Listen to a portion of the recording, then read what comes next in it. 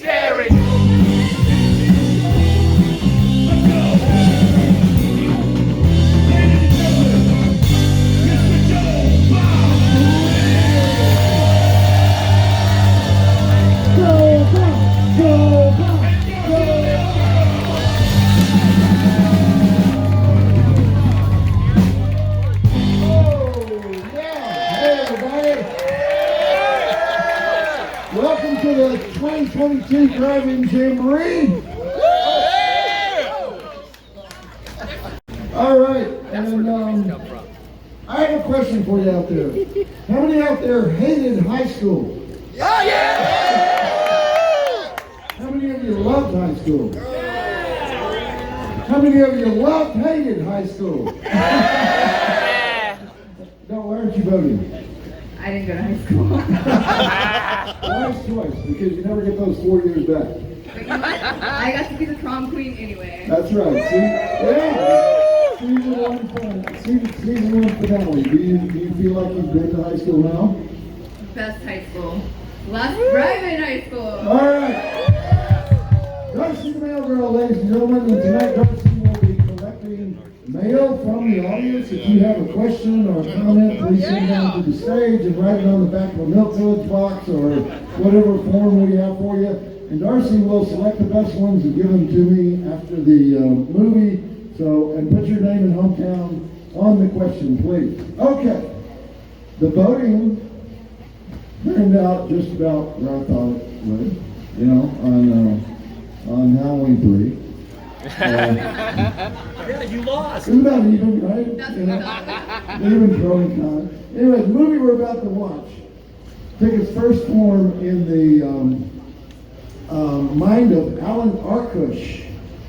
Somewhere around 1965, when he was a misfit student at Fort Lee High School in Fort Lee, New Jersey, and the 17-year-old Alan Arkush would gaze out the window of his classroom, and he would fantasize about the Yardbirds or the Rolling Stones coming to Fort Lee, New Jersey, and putting on a special concert just for his high school.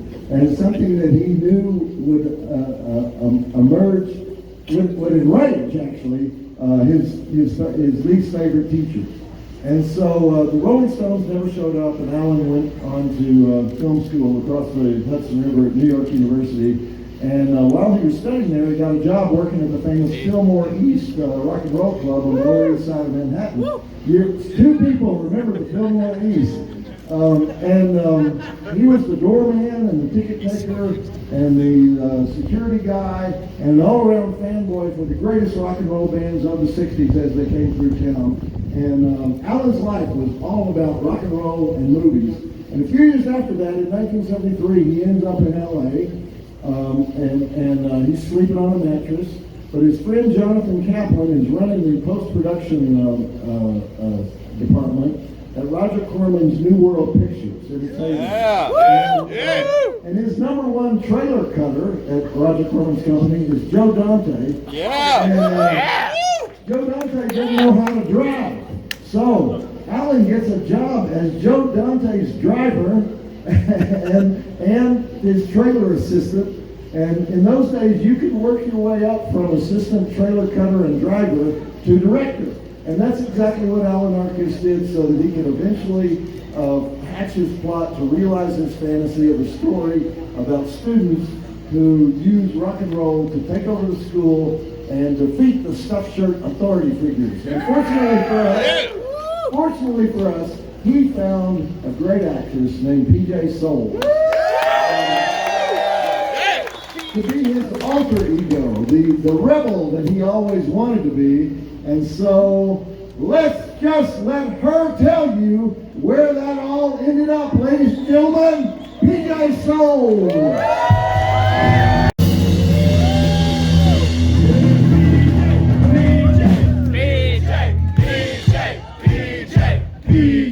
PJ. Jimmy, you know how to do it. Let's start this song, right? It's called Rock and Roll High School.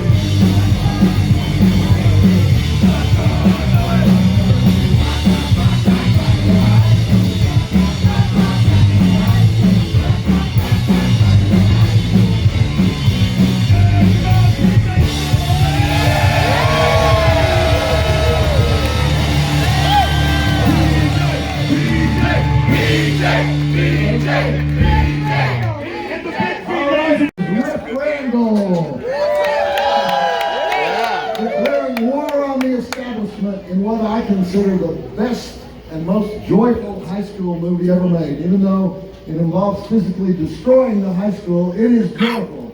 The movie came out in 1979 and it did mediocre business when it came out at first, but then it took off on the midnight circuit and it's become a cult favorite movie ever since. And in fact, if you have to, I have to wonder why all the high school movies made after Rock and Roll High School were so grim and angst-ridden by comparison. It started with Mark Lester's Class of 1984, which came out in 1992. A movie that remains one of the most violent movies about teenagers ever made, and it continued up until the present day with various writers and directors doing stories about troubled teens and angst-ridden teens and teens with weapons and teens that have complicated love lives, so complicated love lives that they become suicidal, and popular teens who are revealed to be mean-spirited, assholes. And the teachers have to carry baseball bats, in the hallways, so they can, bludgeon at-risk students into doing the right things. And then there was movies about misfits who have to fight against a level of bullying and hazing that goes far beyond anything dreamed of in Rock and Roll High School.